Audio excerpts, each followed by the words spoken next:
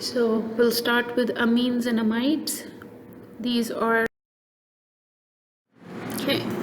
So let's make a summary chart for ourselves, which would tell you exactly what groups we have studied up until now, functional groups, and what type of hydrocarbons. Okay, so hydrocarbons, will begin with the first chart, which would be hydrocarbons. We saw there are two types, two bigger classifications. One is saturated hydrocarbon, then we have unsaturated hydrocarbons. Saturated hydrocarbons have only one subtype actually, that would be called alkenes. What are these? They basically consist of all single bonded carbons. Okay, carbon, so let me write it here, single bonds.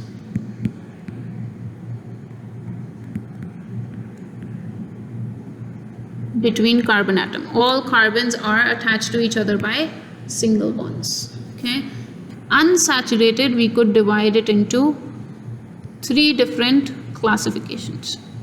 Okay,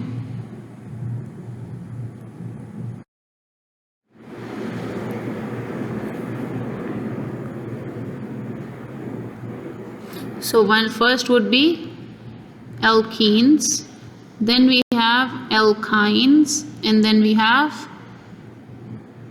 aromatic compounds. Okay, what are alkenes? Alkenes consist of at least one double bond between carbon atoms. Okay, at least one double bond.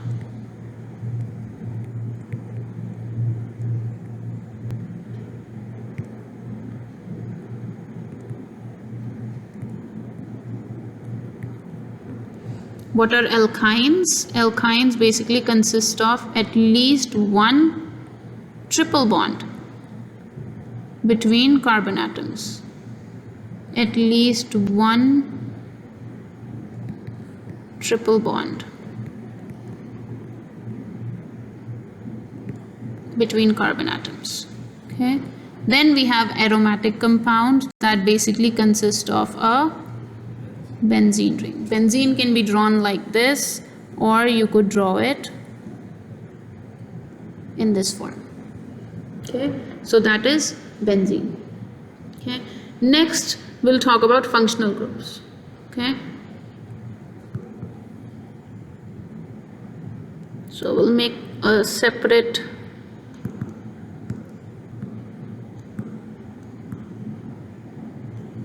chart for functional groups. What kind of functional groups are present? The first one that we saw was alcohol. The functional group in alcohol is, I'm going to use carbon as an R. Okay, so R basically means it's a chain of carbon.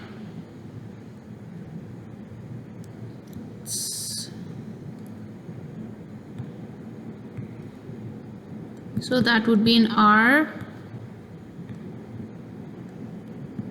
OH group on an R when a carbon has OH. Okay, next functional group is that we saw was after alcohol, thiols. Did you really cover thiols, did we? That was covered in like the chapter before you in 105. Oh, yes. Yeah. So thiols will consist of R SH group. That is thiols. Okay. The next group is alcohol, thiol, ether. What is ether? Ether is R. The only group that is present in between here is one oxygen, so it's ROR. There is carbon, oxygen, carbon bond. That is an ether. So that is alcohol, thiol, ether. Alcohols can have another derivative. Let me just add it right here as a derivative. If this alcohol is present on a benzene ring, if this is the group, this is called phenol. Okay, when benzene has an OH group, that the whole thing is called as phenol. Okay. Next, we'll talk about the next functional group, which was aldehydes. Ether is the key. So before I move to aldehyde, let me divide this right here so it will become easier. So right here, we'll start talking about carbonyls. What is a carbonyl group? Carbonyl is a carbon with double bonded oxygen. Is that considered a functional group though? This is all the rest, most of the rest of the functional group consist of this group. There is no, you wouldn't find this group by itself. You would find it in ketones. It's part of bunch of other functional groups. So for now, up until what you saw was there was no carbonyl present. Now in most of the groups, you are going to see the carbonyl. Okay. So now we go to number 4, which is aldehyde. Aldehyde is when you have a carbonyl group attached to an hydrogen. This is aldehyde.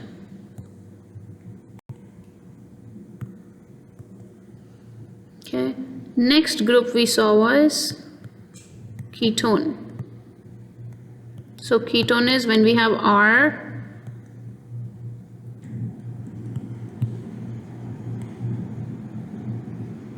and the carbonyl.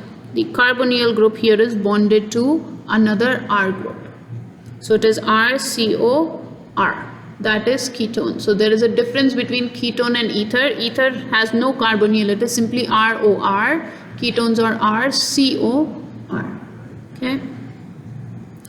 Next functional group we saw was carboxylic acid. Carboxylic acids. These are all organic acids. They have R, again carbonyl, OH. Perfect. In this case we have carbonyl attached to an OH group, that makes it carboxylic acid. Okay.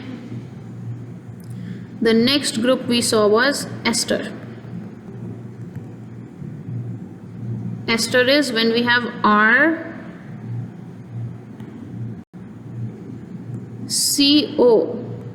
COOR, that makes it an ester. Okay, when the functional group essentially is, instead of having this hydrogen is replaced with another R, that is, or another carbon chain, that is becomes an ester. How are these esters formed? Okay, we'll talk about, let's say, reactions later on. Let's first finish up our functional groups. Then we'll talk about some important reactions we saw in each of these. Okay, then number 8 is, after ester we saw amines. So amines have,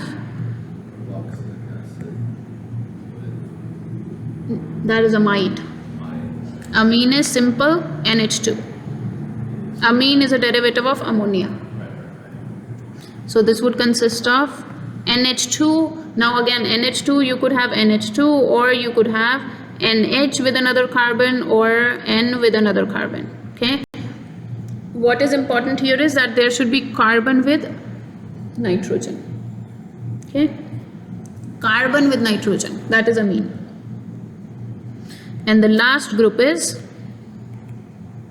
amides, where we see carbonyl is bonded to C double bond O N H. Okay, let me move it down a little bit. CONH. That would be our amide.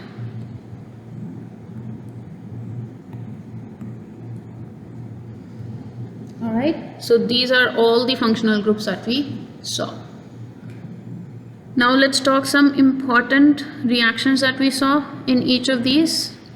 For instance, in case of aldehydes, we saw that aldehydes can give positive result for Tollens test.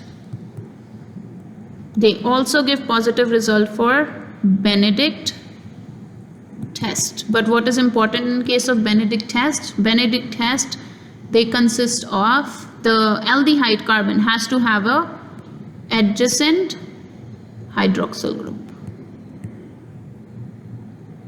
Only then they will give positive test for Benedict reagent. They give positive test for Tollens test. Tollens test was Ag plus Tollens reagent, and Benedict's reagent was copper 2 plus.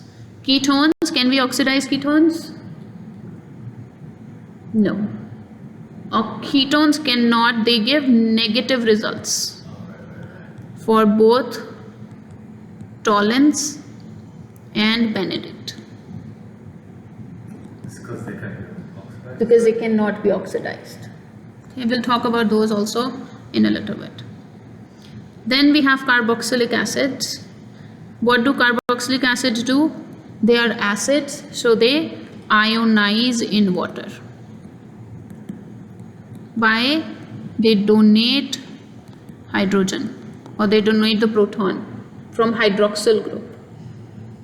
Okay. Next thing we saw in carboxylic acid was the neutralization reaction.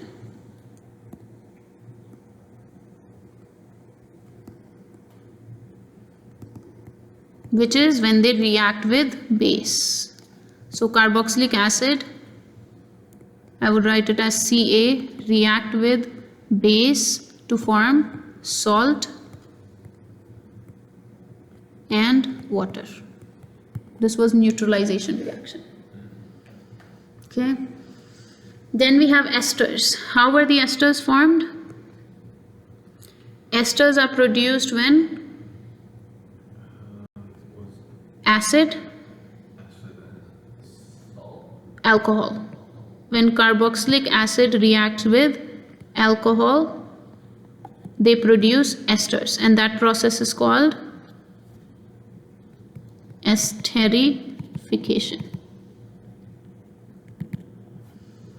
Okay, so what you need to remember is that what is happening in this case, first thing when you see ester, you can see this C double bond OO group, right? What is the additional group that we see? This R. Where is this R coming from? You could remember that whenever such reactions happen, those reactions are only two that you studied. One is ester, one is amide. Water is released, right? So water will be released, which means one of these groups which can react to produce water will be required in this reaction, and that is an alcohol. So when alcohol and carboxylic acid react, so when this and this react, this hydrogen from here and the OH from alcohol is lost as water, and you're left with ester. Okay, so remember that carboxylic acid and alcohol react to produce ester. So that is esterification. And the next reaction that you saw was hydrolysis, where we have acid hydrolysis or base hydrolysis. Okay, so the second reaction was hydrolysis. Two types, one is acid, another one is base. Okay. Then we talk about amines. Amines is fine. Amine can be primary amine, secondary amine, tertiary amine, right? Then we saw amides. How were amides formed? Amides were formed by reaction of carboxylic acid with amines. So this, what is happening here? You see the carbonyl group. The carbonyl group basically is coming from acid. Whenever you see a carbonyl group with another group, that means it's coming from, most probably coming from acid. Okay, in your case, the stuff that you have studied. So carbonyl is right here, and NH is coming. Who would give the NH? There only one group that you studied with NH, which is amine. So carboxylic acid, this part from carboxylic acid, this part from amine. So carboxylic acid would react with amine to give amide. And what is this reaction called? This reaction is called amidation.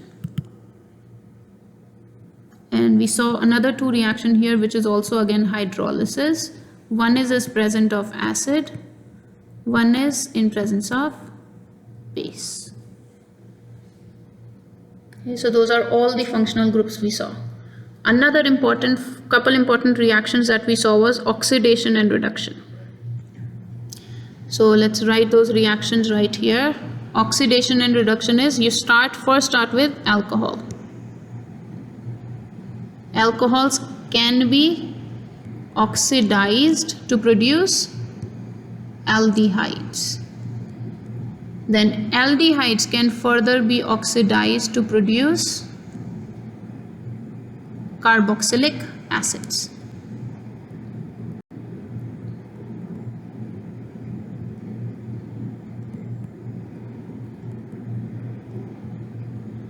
Okay, and opposite would be reduction. So carboxylic acids can be reduced. I would put hydrogen right here, or you could write R if that's easier for you. So carboxylic acids are reduced to give aldehydes, and aldehydes can also be further reduced to give alcohols. Okay. Another reaction is with ketones. Alcohols can be oxidized to give ketones. What type of oxidation is when do they give ketones? Whenever there are